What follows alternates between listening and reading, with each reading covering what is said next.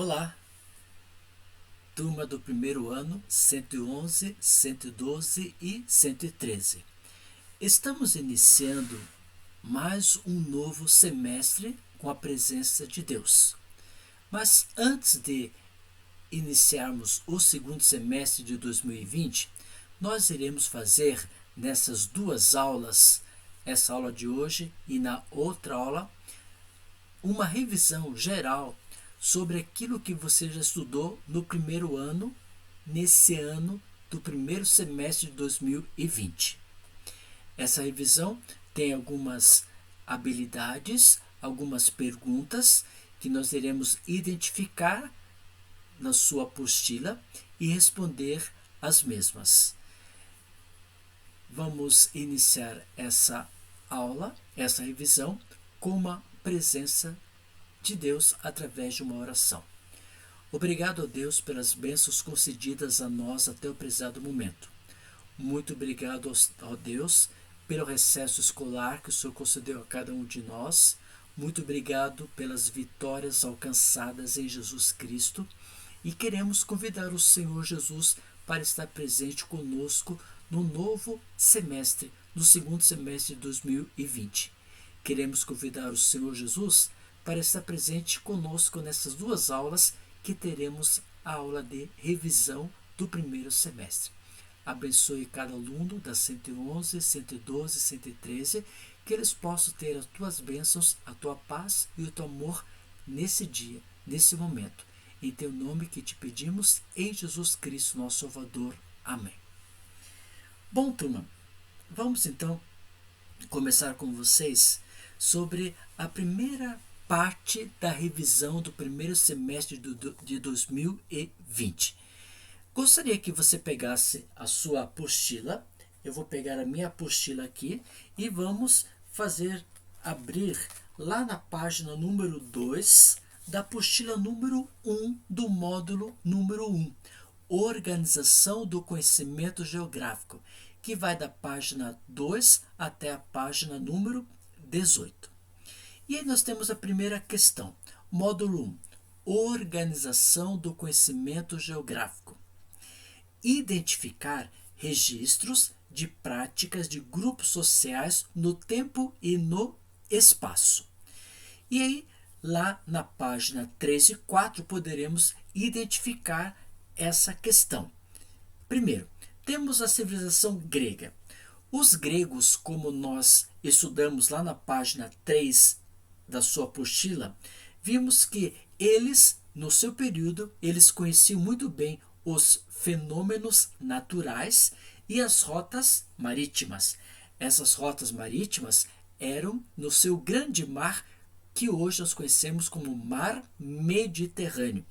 E os fenômenos naturais eram, por exemplo, eles mapearam a nossa própria formação da Terra, colocando a linha do Equador, as linhas dos trópicos, a formação de planetas, de satélites. Eles conheciam bem a configuração dos climas, da formação vegetal e também da questão, como foi dita, de rotas marítimas, já que eles tinham um império onde também abrangia o mar Mediterrâneo. A outra civilização que nós podemos colocar com vocês é a civilização romana. E os romanos, eles tinham um imenso império, praticamente pegando todo o continente europeu, o norte do continente africano e uma grande porção do continente asiático.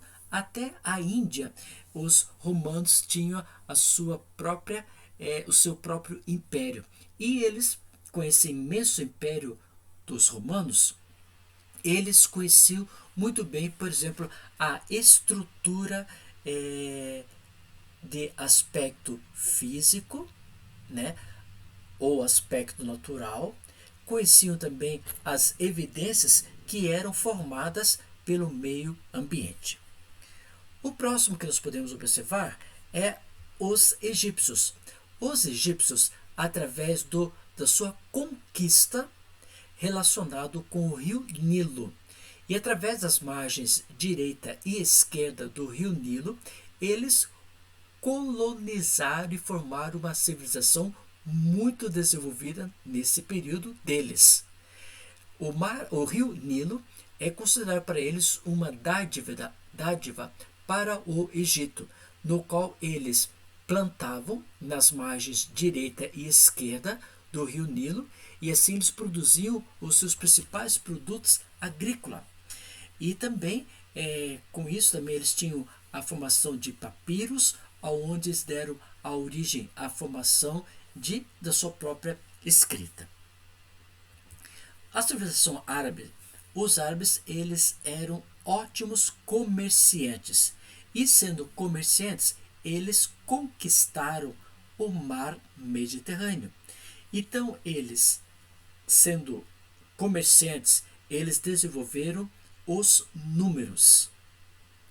Sendo comerciantes voltados a transportar produtos do continente africano para o continente europeu, para o continente asiático, através do mar Mediterrâneo, eles conheciam muito bem os fenômenos climáticos.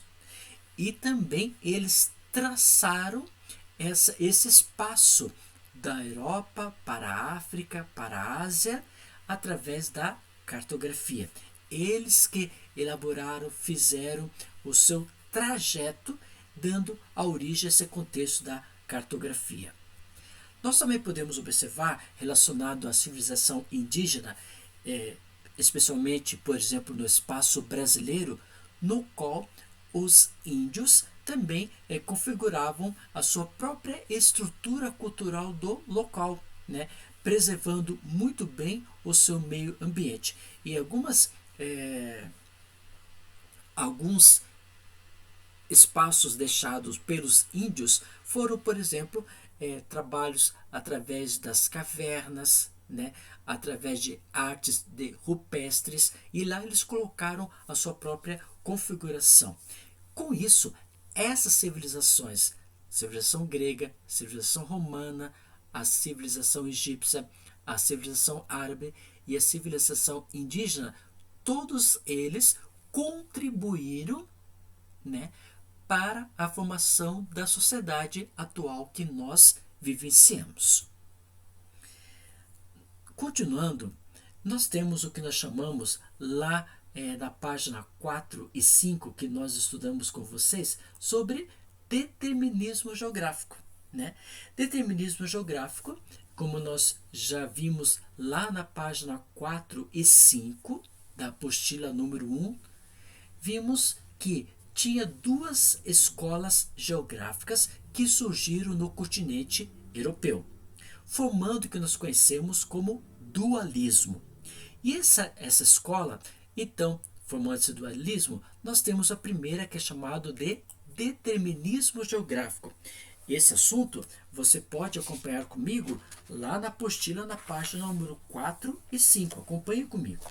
Determinismo geográfico foi proposto por Hatzel, na Alemanha, que defende a influência total da natureza na organização da sociedade e enfatiza especialmente o clima como fator determinante de status tropical. E, com isso, ele dividiu o mundo em duas zonas climáticas.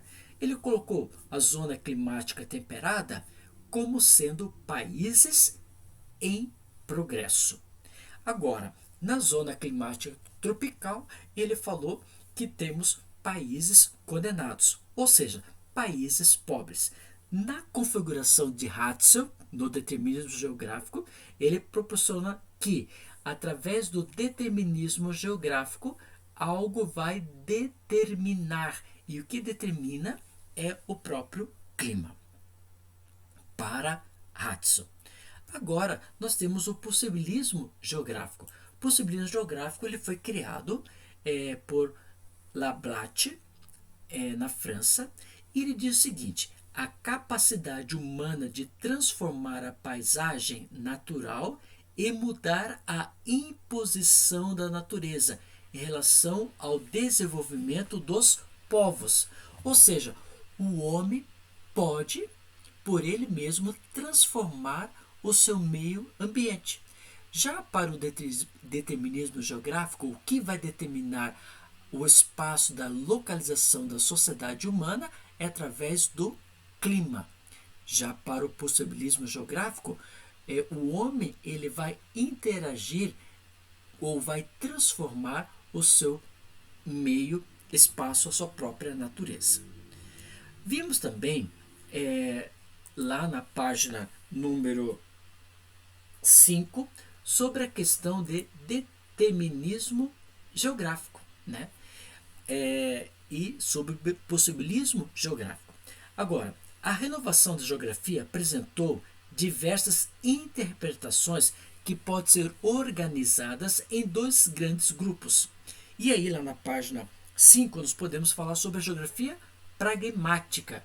E a geografia pragmática, ela defende a necessidade de criar uma tecnologia geográfica capaz de utilizar o conhecimento na prática e apresentar soluções aos problemas observados no presente.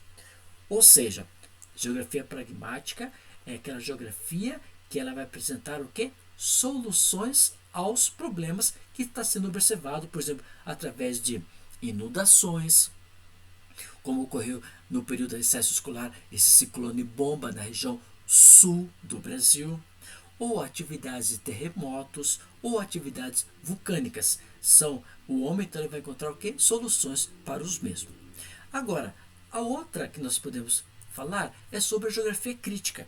Ela provoca o aprofundamento das questões sociais com relação política. Ou seja, a geografia crítica, ela vai fazer o quê? Além da questão do meio ambiente, nós vamos ter o quê? A influência social, né? A influência social observando então nas questões do dia a dia que ocorre no espaço de algum problema que ocorreu, por exemplo, relacionado à sociedade e relacionado com o meio ambiente. A segunda pergunta que nós podemos observar agora é relacionado à cartografia, né?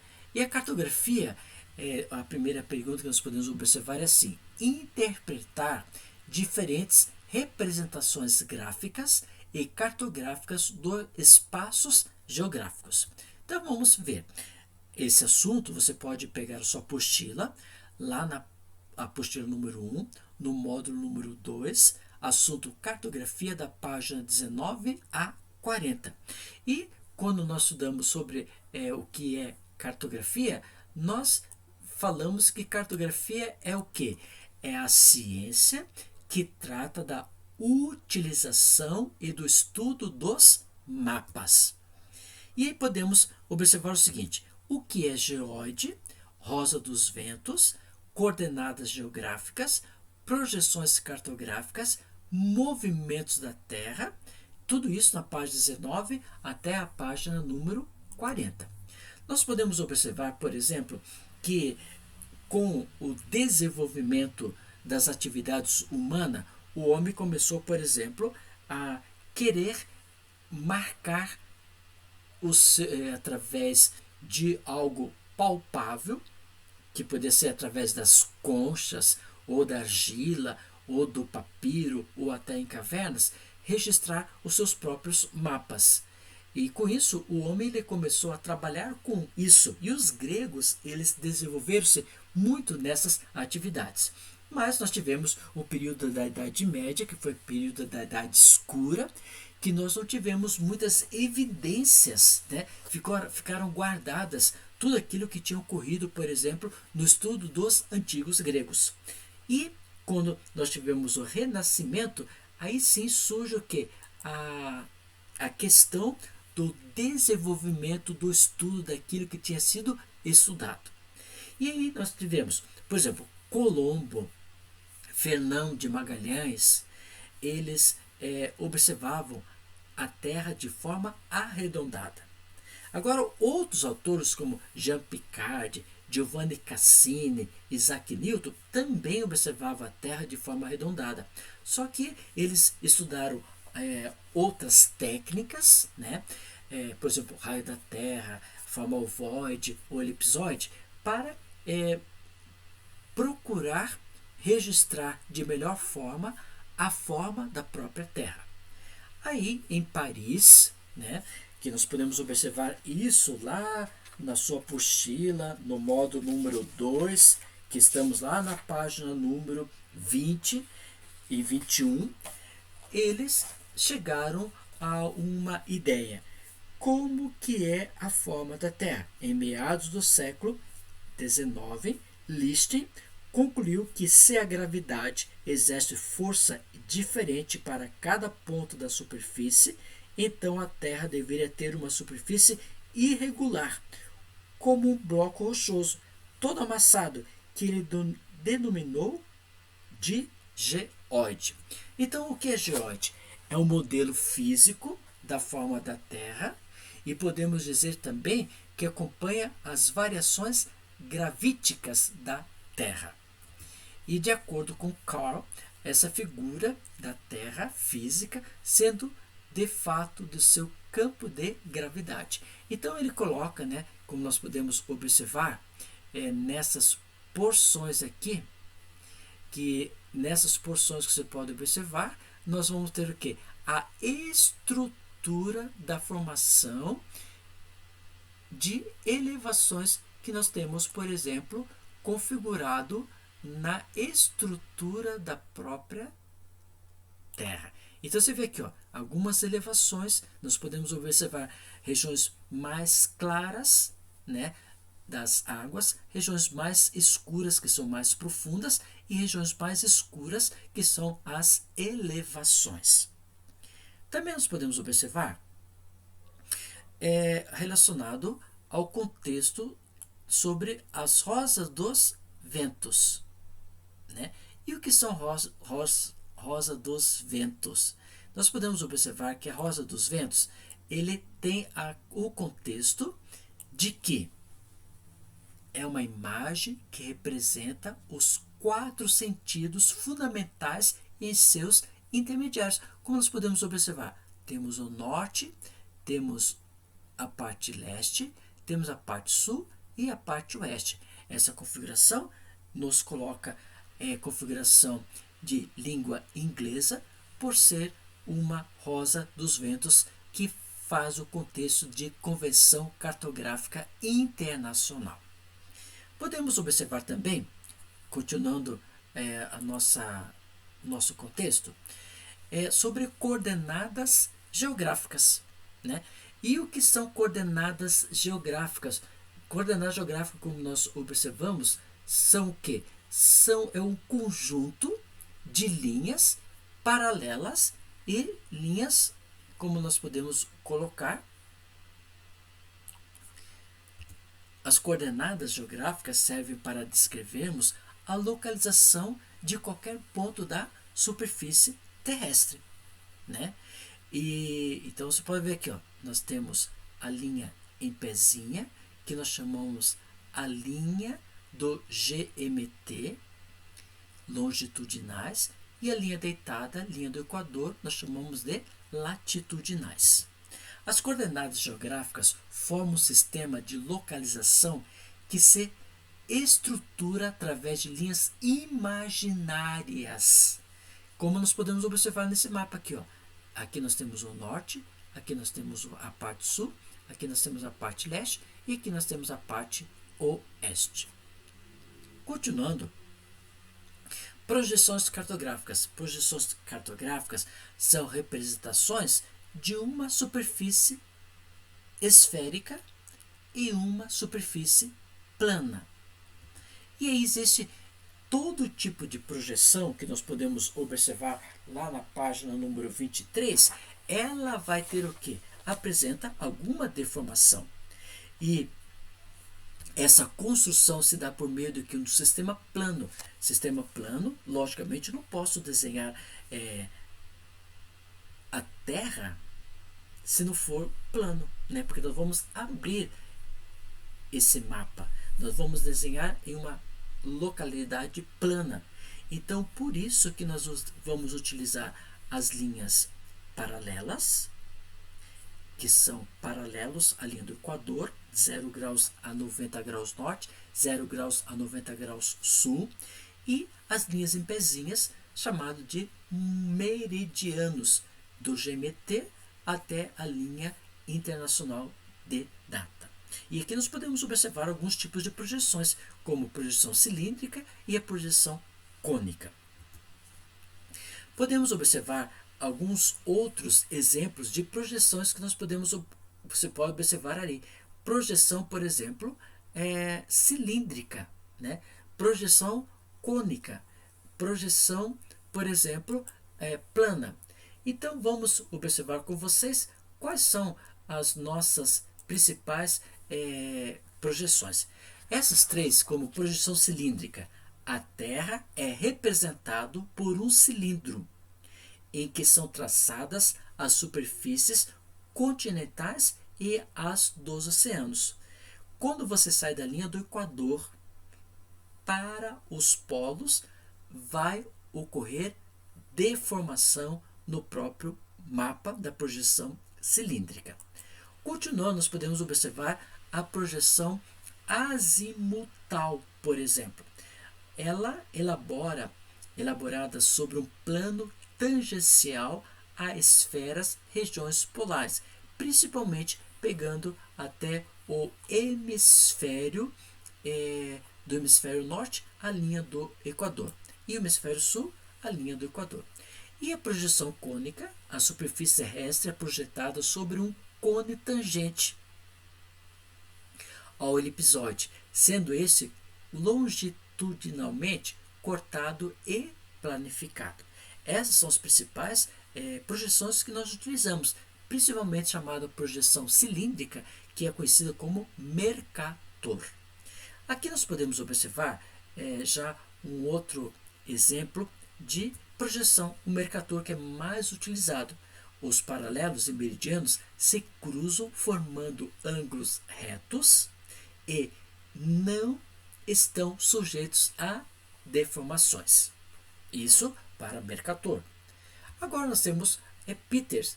Peters coloca que as distâncias angulares entre os paralelos diminuem à medida que elas se afastam do Equador.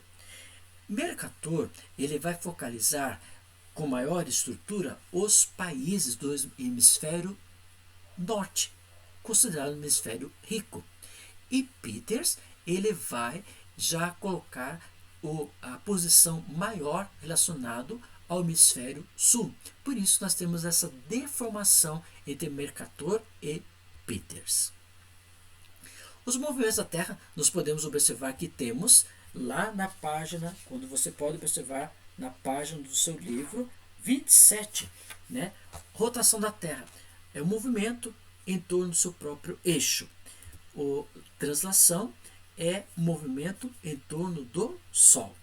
Como isso nós podemos observar lá na página 27 e 28 da sua apostila. Agora vamos para a apostila número 2. Né? Estamos fazendo uma revisão geral, identificando algumas perguntas que você pode observar na sua própria apostila. E aí nós podemos observar o módulo número 1, Geoesfera, Dinâmicas interna e externa. E a primeira pergunta que diz o seguinte: identificar quais aspectos que interferem na intensidade de um terremoto considerado locais diversos. Então vamos ver algumas questões. A apostila número 1 agora, apostila número 2, módulo 1, Geosfera, Dinâmicas interna e externa, da página 2 a 17. Apostila número 2 do segundo bimestre. E aí nós estudamos sobre a estrutura interna da Terra. Nós observamos que a estrutura interna da Terra ela é formada por quem? Por sistema complexo que interfere na dinâmica da superfície, é composta por 3 camadas: a crosta, o manto e o núcleo. Aí vimos também com vocês relacionado a alguns movimentos que nós temos, né? E esses movimentos podemos colocar como movimentos endógenos. E o que são movimentos de forma endógena? Como nós podemos observar lá na página número 3, né? De um lado, há o calor produzido pelo Sol, que desencadeia a modelagem da superfície atuando externamente, que é chamado energia exógena. De outro, existe o calor produzido no manto e no núcleo que mantém e interfere na superfície, caracterizando a força interna ou endógena. Então, endógena é o movimento, é a força interna. E a exógena é a força externa. Vimos também relacionado ao contexto sobre o que são minerais e o que são rochas, né? E aí vimos com vocês que minerais são conceitos tais como são elementos ou compostos químicos formados por processos inorgânicos, geralmente de composição química definida. E aí esses recursos naturais nós podemos encontrar como renováveis e não renováveis. E aí nós observamos também que com, com o passar do tempo nós tivemos alguns exemplos de minerais, como por exemplo o carvão mineral, ele foi utilizado na primeira revolução industrial. O petróleo, como exemplo de mineral, já utilizado na segunda revolução industrial. E o terceiro que nós temos, o urânio, que já foi utilizado na terceira revolução industrial. Agora, quando falamos em rocha, são o quê? São agregados de dois ou mais minerais ou substâncias o quê? Mineralizadas. E podemos encontrar três tipos de rochas: magmáticas, sedimentares e metamórficas. Dinâmica das placas tectônicas, como nós estudamos com vocês, o que significa dinâmica das placas tectônicas, né?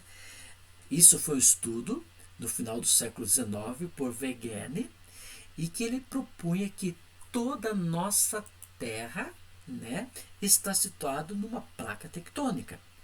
O que são placas tectônicas? São imensos blocos rochosos que flutuam sobre a astenosfera e interferem na transformação do relevo terrestre por meio de deslocamento divergentes e convergentes. Como você pode observar isso lá na página número 7 da sua apostila. Aí nós também falamos sobre atividades vulcânicas, né? E as atividades vulcânicas nós estudamos com vocês que as erupções de elevada potência, que são ruidosas e associadas à expulsão do magma ácido. E aí nós vamos ter dois tipos de atividades vulcânicas. Aquela atividade vulcânica efusiva, né, que é a expulsão do magma básico, e temos também aquela que só vai o quê? Ser um rio de lava, né, que é o calmo. E a atividade econômica mais importante é voltado para o setor de turismo, voltado para águas termas, geysers, condes vulcânicos, né? Também a atividade do vulcanismo para o setor de energia como geotérmica, e para a agricultura, quando nós temos, por exemplo, a formação da terra roxa. Vimos também com vocês o que são sismos, né? São abalos produzidos pelo movimento das placas tectônicas, os quais são conhecidos como terremoto e maremotos. Agora, alguns problemas e cuidados com o solo.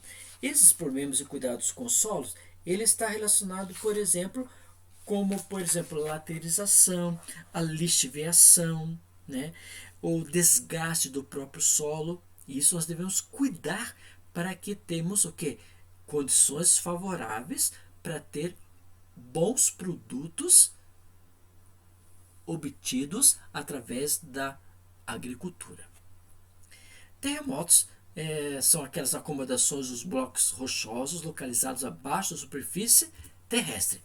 E nessa questão, são uma liberação de energia acumulada abaixo dos solos que vai proporcionar o que nós conhecemos como terremotos.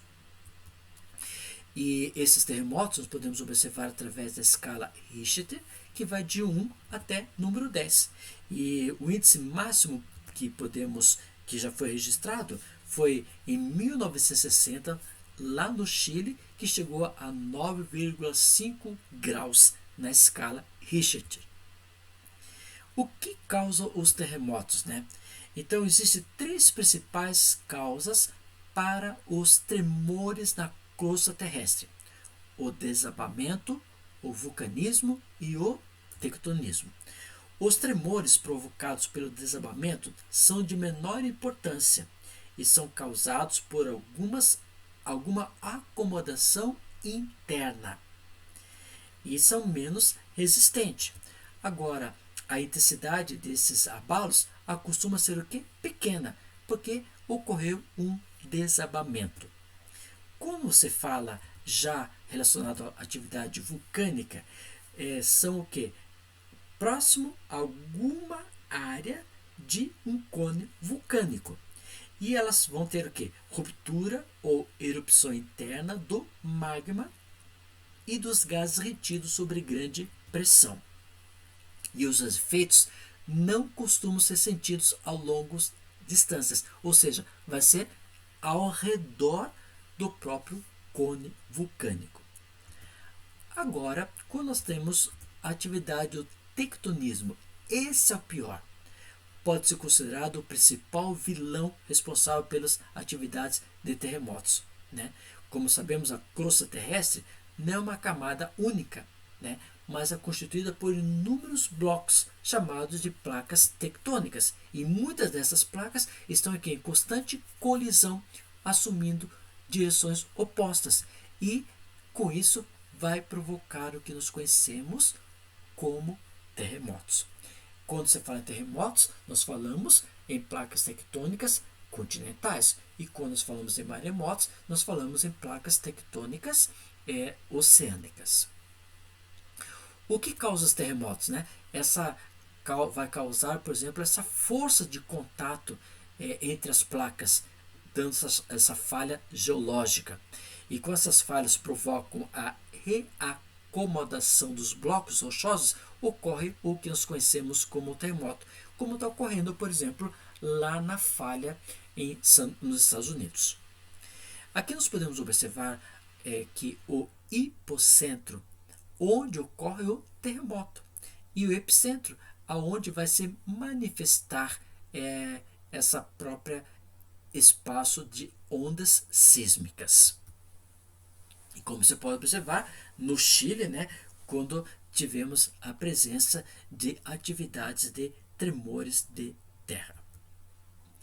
Uma outra pergunta é identificar em fontes diversas o processo de ocupação dos meios físicos e as relações da vida humana com a paisagem. Ainda continuamos com o módulo número 1. Processo de ocupação dos meios físicos. Relevo, né?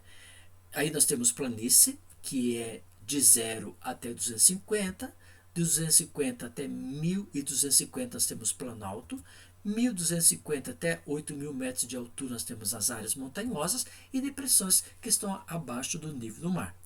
Relacionado à planície, planalto, montanhas e depressão, o homem ele se destaca nas atividades econômicas e sociais em regiões de planície e planaltos.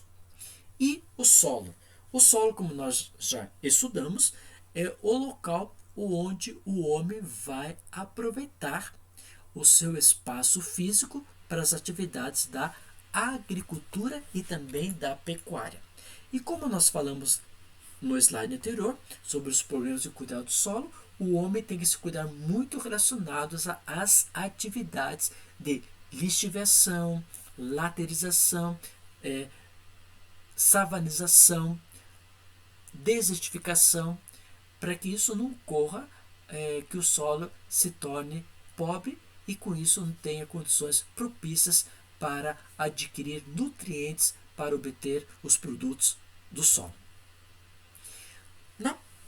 Na apostila número 2, no módulo 2, falamos sobre a atmosfera. Identificar a variação da distribuição solar na superfície da Terra ao longo do ano. A apostila número 2, módulo 2, climatologia, página 18 a 34. E aí nós vamos identificar, por exemplo, a Terra realiza diferentes movimentos, como nós já estudamos, né? O movimento de rotação e translação. E essa variação do recebimento de energia solar depende do movimento de rotação, movimento de translação e da latitude do próprio lugar. Massas de ar, como nós vimos, nós vamos ter vários tipos de massa de ar. E vão ter massa de ar proveniente do oceano e massa de ar proveniente das áreas continentais. E vão ter massas aqui no Brasil, por exemplo, no Paraná, Curitiba, nós vamos ter a massa de ar polar, nós vamos ter a massa atlântica continental e nós vamos ter a massa atlântica oceânica. São massas que vão variar na formação de Curitiba, do estado do Paraná, por exemplo. Precipitações, nós vimos a grande concentração de formação de chuvas. E esses tipos de chuva nós estudamos que temos 3 tipos de chuvas, que você pode observar na sua apostila, né?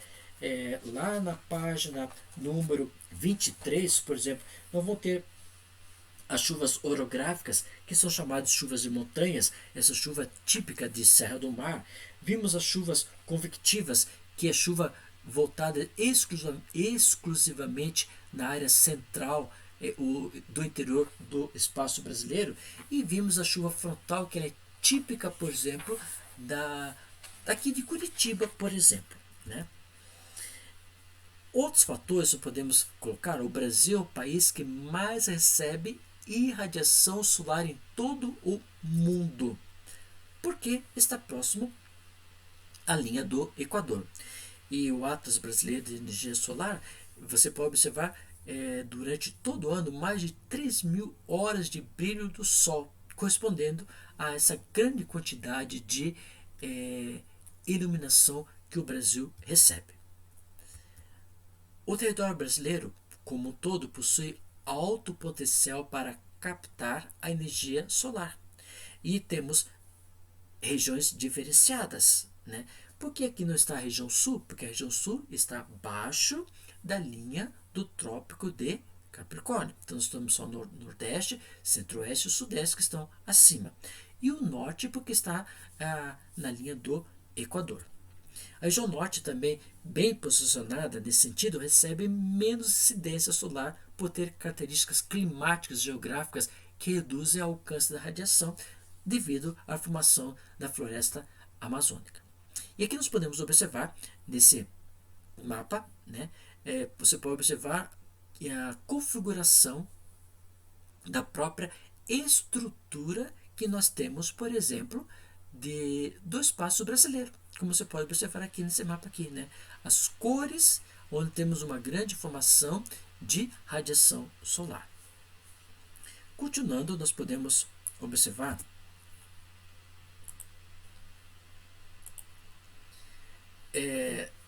interpretar diferentes representações gráficas referentes ao clima com base em contextos diversos. E aí nós temos o que é climograma? Né? Climograma é essa construção gráfica que vai proporcionar o tipo de clima, o tipo de umidade, o tipo de precipitação durante um determinado período do ano, conforme os seus respectivos meses. E é útil para comparar, né, a diversidade climática no próprio globo terrestre. E temos, por exemplo, eu peguei alguns gráficos para mostrar para vocês. Região Sul, a cidade de Curitiba, região Sudeste, São Paulo, e Centro-Oeste, Campo Grande, Nordeste, Salvador e Manaus. Tá?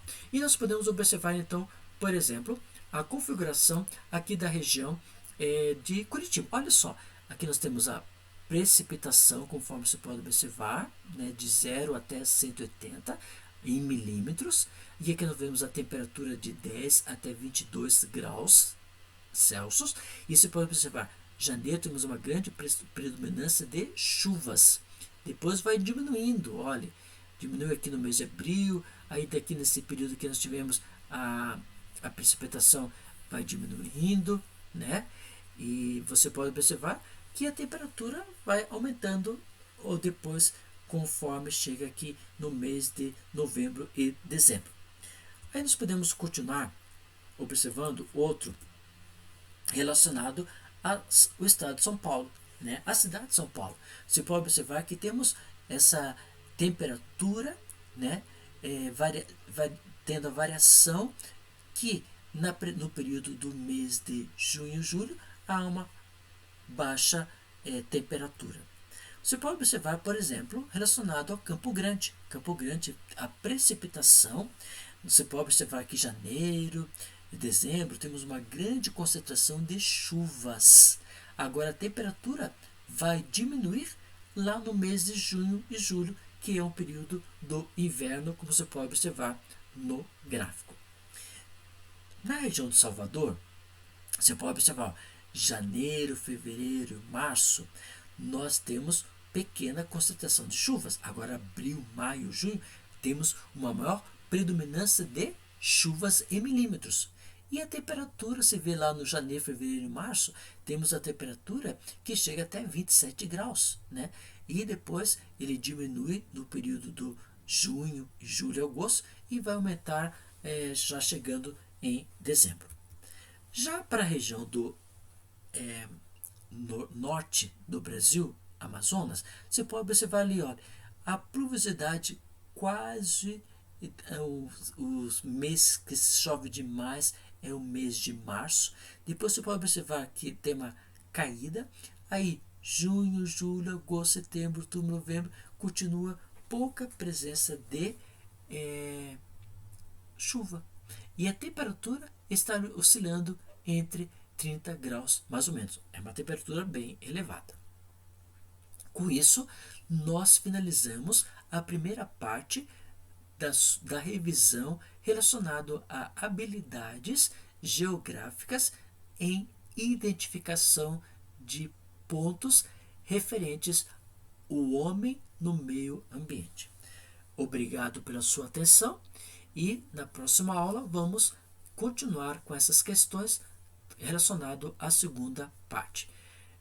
Oremos. Obrigado a Deus pelas bênçãos concedidas até o prezado momento. Obrigado pela primeira parte da revisão, que o Senhor possa estar presente conosco. Em teu nome que te pedimos, em Jesus Cristo, nosso Salvador. Amém. Muito obrigado, turma, pela sua cooperação. E na próxima aula vamos estudar sobre a parte número 2. Obrigado. Tchau, tchau.